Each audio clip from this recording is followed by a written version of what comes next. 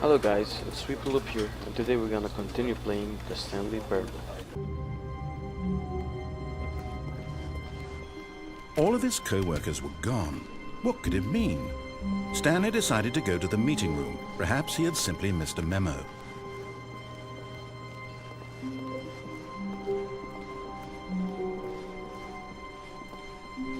When Stanley came to a set of 2 open doors, he entered the door on his left.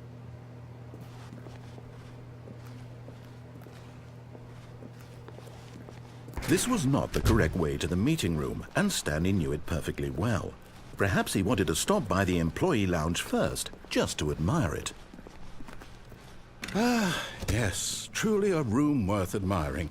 It had really been worth the detour after all, just to spend a few moments here in this immaculate, beautifully constructed room. Stanley simply stood here, drinking it all in.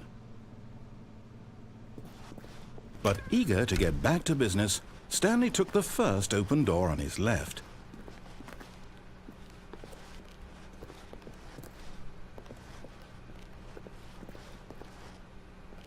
And so he detoured through the maintenance section, walked straight ahead to the opposite door, and got back on track.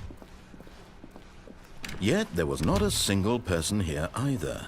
Feeling a wave of disbelief, Stanley decided to go up to his boss's office, hoping he might find an answer there. Coming to a staircase, Stanley walked upstairs to his boss's office.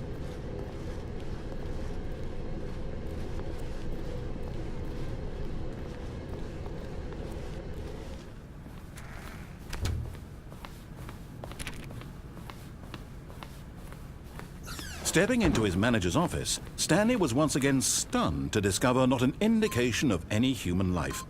Shocked, unraveled, Stanley was in such a rush to get through the story as quickly as possible, he didn't even have a single minute to just let the narrator talk.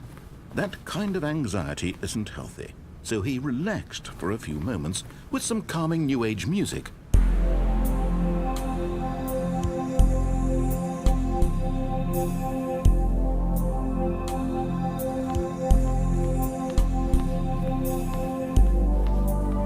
Feeling soothed and rejuvenated, Stanley calmly walked forward into the opened passageway.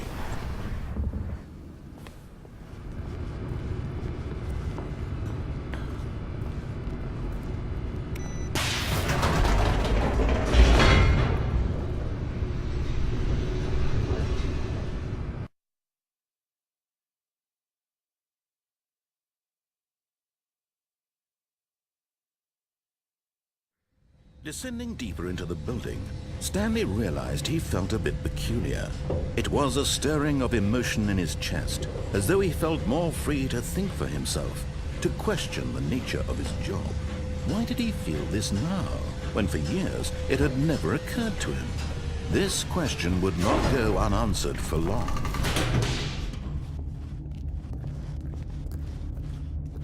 Stanley walked straight ahead through the large door that read Mind Control Facility.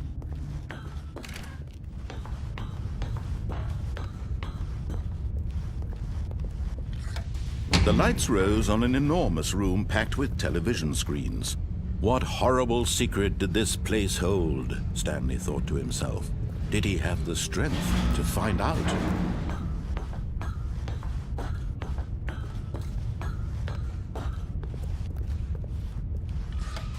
Now the monitors jumped to life, their true nature revealed. Each bore the number of an employee in the building, Stanley's co-workers. The lives of so many individuals reduced to images on a screen, and Stanley, one of them, eternally monitored in this place where freedom meant nothing.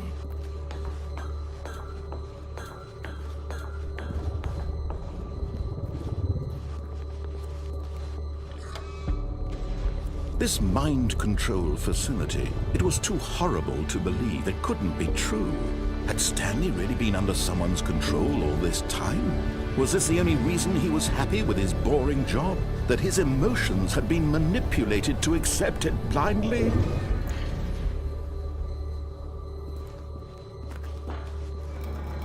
No. He refused to believe it. He couldn't accept it. His own life in someone else's control? Never! It was unthinkable, wasn't it? Was it even possible? Had he truly spent his entire life utterly blind to the world? But here was the proof, the heart of the operation. Controls labeled with emotions, happy or sad or content. Walking, eating, working, all of it monitored and commanded from this very place. And as the cold reality of his past began to sink in, Stanley decided that this machinery would never again exert its terrible power over another human life. For he would dismantle the controls once and for all.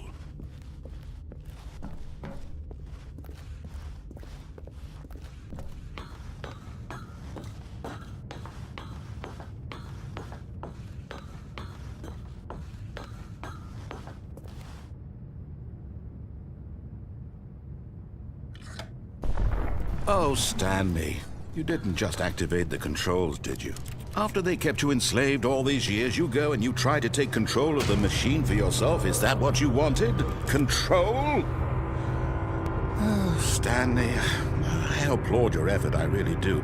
But you need to understand, there's only so much that machine can do. You were supposed to let it go, turn the controls off, and leave. If you want to throw my story off track, you're going to have to do much better than that.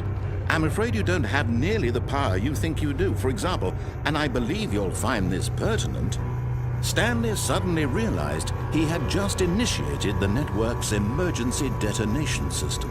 In the event that this machine is activated without proper DNA identification, nuclear detonators are set to explode, eliminating the entire complex. How long until detonation then? Let's say 2 minutes. Now this is making things a little more fun, isn't it, Stanley? It's your time to shine. You are the star. It's your story now. Shape it to your heart's desires. Oh, this is much better than what I had in mind. What a shame we have so little time left to enjoy it. Mere moments until the bomb goes off. But what precious moments each one of them is. More time to talk about you, about me, where we're going, what all this means. I barely know where to start. What's that? You'd like to know where your co-workers are? A moment of solace before you're obliterated? All right, I'm in a good mood. You're gonna die anyway. I'll tell you exactly what happened to them. I erased them. I turned off the machine. I set you free. Of course, that was merely in this instance of the story. Sometimes when I tell it, I simply let you sit there in your office forever, pushing buttons endlessly and then dying alone. Other times, I let the office sink into the ground, swallowing everyone inside, or I let it burn to a crisp. I have to say this, though, this version of events has been rather amusing. Watching you try to make sense of everything and take back the control wrested away from you, it's quite rich. I almost hate to see it go. But I'm sure whatever I come up with on the next go-around will be even better. My goodness, only 34 seconds left. But I'm enjoying this so much. You know what? To hell with it. I'm going to put some extra time on the clock. Why not? These are precious additional seconds, Stanley. Time doesn't grow on trees. Oh dear me, what's the matter, Stanley?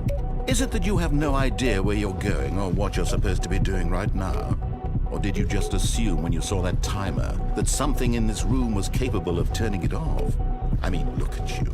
Running from button to button, screen to screen, clicking on every little thing in this room. These numbered buttons, no, these colored ones. Or maybe this big red button, or this door.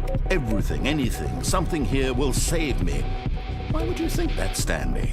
That this video game can be beaten? Won? Solved? Do you have any idea what your purpose in this place is? Stanley, you're in for quite a disappointment. But here's a spoiler for you. That timer isn't a catalyst to keep the action moving along. It's just seconds ticking away to your death. You're only still playing instead of watching a cutscene because I want to watch you for every moment that you're powerless. To see you made humble. This is not a challenge, it's a tragedy. You wanted to control this world, that's fine. But I'm going to destroy it first, so you can't. Take a look at the clock, Stanley. That's 30 seconds you have left to struggle. 30 seconds until a big boom and then nothing. No ending here, just you being blown to pieces. Will you cling desperately to your frail life, or will you let it go peacefully? Another choice. Make it count. Or don't. It's all the same to me, all a part of the joke. And believe me, I will be laughing at every second of your inevitable life from the moment we fade in until the moment I say, happily ever up.